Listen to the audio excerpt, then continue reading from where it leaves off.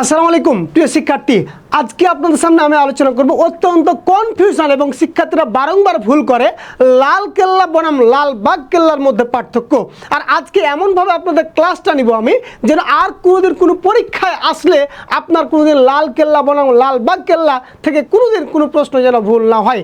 তাহলে চলে যাই আমাদের আজকের ক্লাসে। আর যাওয়ার আগে আপনাদের যে দায়িত্বটা, অবশ্যই আমাদের ক্লাসটা একটা রিয়াক্ট দিবেন এবং আপনার টাইমলাইনে ভিডিওটা শেয়ার দিবেন যেন আপনার পরীক্ষার সময় এই কনফিউশন এবং গুরুত্বপূর্ণ বিষয়গুলো আপনি দেখতে পারেন। তাহলে আমরা চলে যাই আমাদের লাল কেল্লা বনাম লালবাগ কেল্লাতে। প্রথমে বলতেছি আমরা লাল কেল্লা। এই লাল কেল্লাটা অবস্থিত হচ্ছে দিল্লিতে। কোথায় অবস্থিত বললাম? দিল্লিতে। তাহলে যদি প্রশ্ন করে, প্রথম যে প্রশ্নটা যে লাল কেল্লা এটা কোথায় অবস্থিত, কোথায় অবস্থিত বললাম? দিল্লিতে।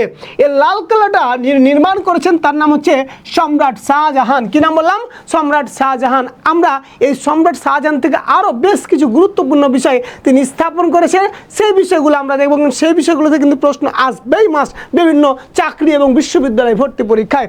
আমরা দেখেছি সম্রাট শাহজাহান তিনি আমাদের গুরুত্বপূর্ণ একটি বিষয় তাজমহল নির্মাণ করেছেন। তাই যদি প্রশ্ন করা হয় তাজমহল নির্মাণ করেছেন কে, কে বললাম আমরা? এই সম্রাট আমরা বলতেছি শাহজাহান। তিনি সপ্তদশ শতকে, কত শতকে বলছি? সপ্তদশ শতকে তিনি এই তাজমহলটি নির্মাণ করেছেন, যেটি দিল্লির আগ্রাতে অবস্থিত। কোথায় অবস্থিত বললাম? দিল্লির আগ্রাতে অবস্থিত। কোথায় অবস্থিত বলছি? দিল্লির আগ্রাতে অবস্থিত এই তাজমহল।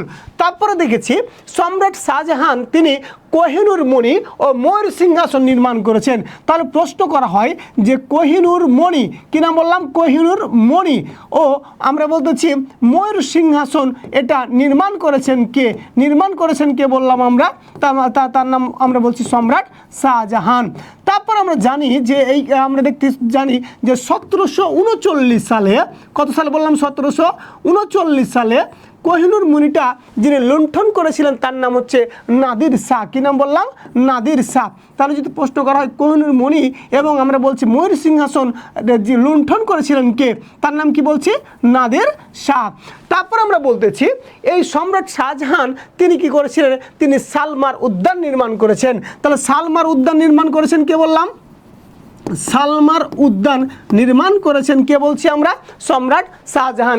এই যে এছাড়া আরও বেশ কিছু গুরুত্বপূর্ণ বিষয় তিনি স্থাপনা করেছেন, বিধায় তাকে বলা হয় প্রিন্স অফ বিল্ডার্স। প্রশ্ন করা হয় প্রিন্স অফ বিল্ডার্স কাকে বলা হয়? তাহলে যদি প্রশ্ন করা হয় প্রিন্স অফ বিল্ডার্স কাকে বলা হয় বললাম আমরা? প্রিন্স অফ বিল্ডার্স বলা হয় সম্রাট শাহজাহানকে। তারপর আমরা চলে যাই আরেকটা গুরুত্বপূর্ণ বিষয়, তার নাম হচ্ছে লালবাগ কেল্লা। কি নাম বললাম? লালবাগ কেল্লা। লালবাগ কেল্লা এটা কোথায় অবস্থিত? লালবাগ কেল্লা এটা ঢাকাতে অবস্থিত। কোথায় অবস্থিত বললাম? ঢাকাতে অবস্থিত। তাহলে যদি প্রশ্ন করা হয় লালবাগ কেল্লা কোথায় অবস্থিত? ঢাকাতে অবস্থিত।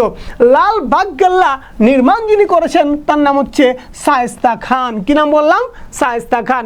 শায়েস্তা খান লালবাগ কেল্লা ছাড়া আরও বেশ কিছু বিষয় নির্মাণ করেছেন। যেমন আমরা জানি যে 7 গম্বুজ মসজিদ। কি বললাম আমরা? 7 গম্বুজ মসজিদ। 7 গম্বুজ মসজিদ কে নির্মাণ করেছে বললাম?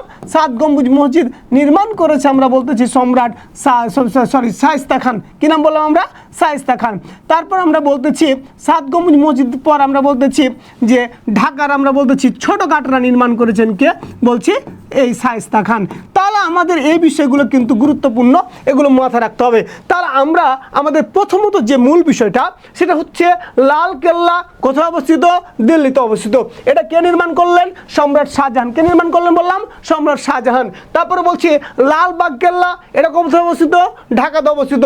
তারপর আমরা বলতেছি যে লালবাগ কেল্লাটা এটা কে নির্মাণ করেছেন? শায়েস্তা খান। লালবাগ কেল্লাটা ঢাকার আমরা জানি কোথায় বলেন তো? চকবাজারে অবস্থিত। কোথায় বললাম? চকবাজারে অবস্থিত।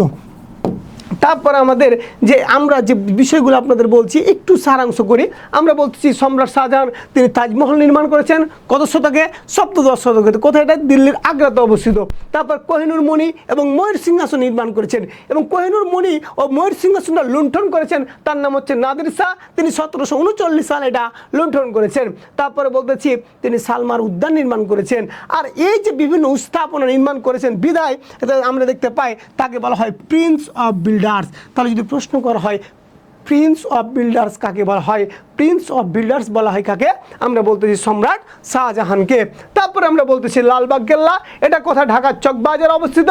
এটি আমরা বলতেছি নির্মাণ করেছেন শায়েস্তা খান। এই লালবাগ কেল্লা থেকে আরেকটা জিনিস প্রশ্ন আছে যে লালবাগ কেল্লাটা কোন নদীর তীরে অবস্থিত? এটি হচ্ছে বুড়িগঙ্গা নদীর তীরে অবস্থিত।